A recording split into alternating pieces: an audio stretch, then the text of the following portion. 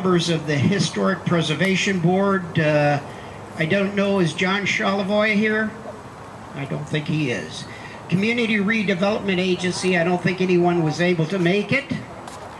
The Punta Gorda Chamber, John Wright and Pat Olivia. I know they're here and they're very helpful.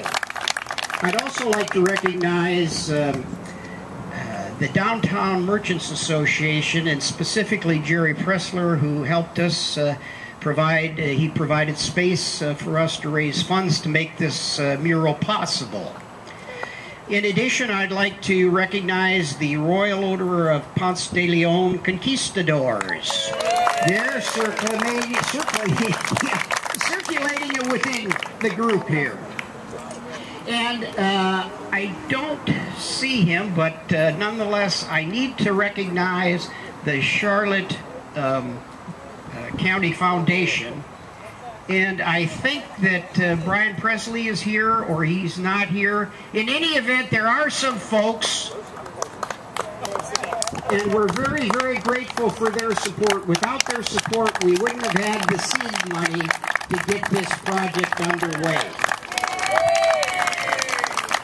I'd also like to thank you, the citizens of Punta Gorda, that supported this project so overwhelmingly. We are most grateful. In addition, I'd like to recognize some of the less visible contributors. For example, Punta Gorda Rental. They play a vital role. You never hear about it, but they are people of strong community spirit and have provided us with help and assistance with scaffolding throughout the years. In addition, I'd like to recognize Royal Palm Memorial Gardens.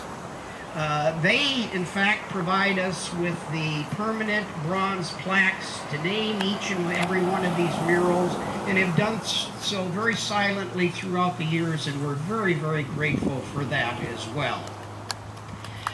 I'd also like to recognize those nameless folks who did things like climb up and down scaffolding to put it up and to break it down. Believe me, they did a yeoman's job, and we greatly appreciate that.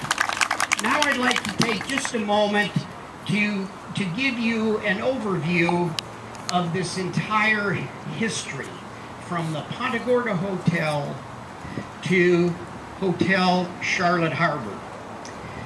When Florida Southern Railway was deciding where to end their western rail line, Punta Gorda's founder, Isaac Trebu, persuaded the directors to build their southernmost terminal in his largely uninhabited town of Trebu.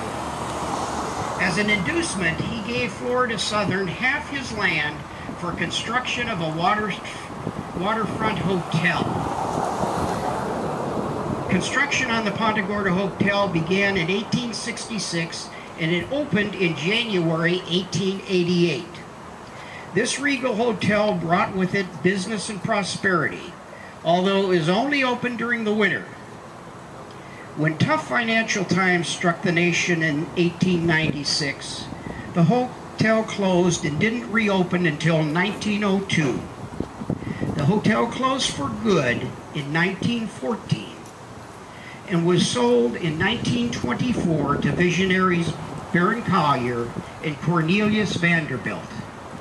They renamed it the Hotel Charlotte Harbour, and over the next 3 years invested about $250,000 renovating the hotel. A floor was added for Collier's private apartment. In addition, a glass-walled ballroom was added.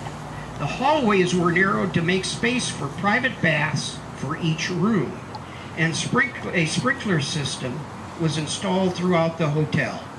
The exterior was stuccoed, and new amenities were added, including the gigantic swimming pool and pavilion. By the way, the original hotel sported all of 4 baths per floor. People thought it was great. The resort hotel's grand reopening was celebrated in January 1927.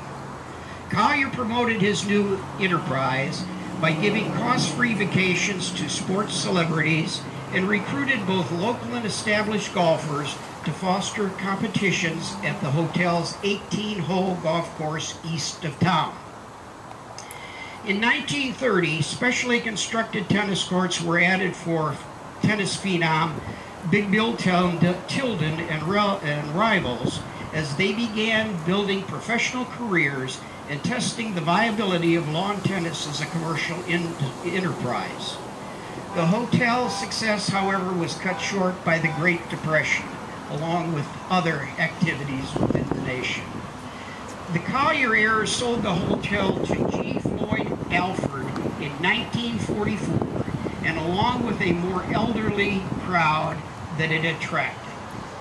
And, by the way, shuffleboard became its most favorite recreation. Martin Felsham of Scarsdale, New York, took over the mortgage on the hotel in 1956 and spent a great deal of money converting it into a health retreat. A mineral bath wing was added along with the shoreside cabana club, and it was renamed Charlotte Harbour Spa. Sadly, the spa never turned a profit. The hotel met a spectacular fiery end on August 14, 1959. The fire was so intense that it could be seen from more than 25 miles away.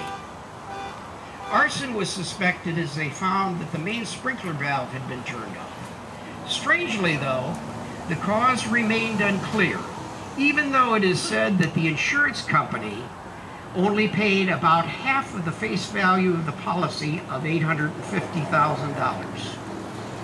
Again, this is a recreation, or probably more appropriately, an adaptation of the original mural that sat behind you on the south wall of the old Ponta Gorda Mall. Now I'd like to introduce the Charlotte County docents to give you a little flavor of the social life at that period.